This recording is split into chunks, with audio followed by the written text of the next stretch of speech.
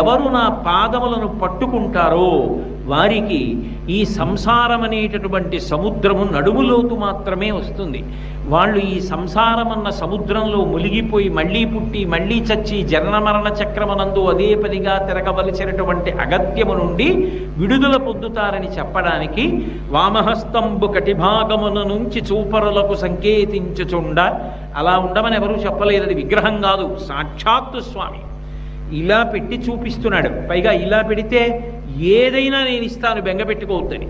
అందుకే లోకానికి అంతటికీ కూడా అన్నీ ఇవ్వవలసి వస్తే ఆ చేతితోనే ఇస్తాడు. అందుకే అభిషేకం చేసినప్పుడు ఆ చేతి మించి పడిన పదార్థాన్ని పట్టి తీర్థంగా ఇస్తూ ఉంటారు. అటువంటి పరమ దయ కలిగినటువంటి స్వామి తన కుడి చేతిని ఇలా పెట్టి పాదములు చూపిస్తూ ఉంటాడు. వెంకటేశ్వర స్వామి వారి యొక్క పాదములను మామూలుగా దర్శనం చేయడం కూడా అంత గొప్ప విషయమే.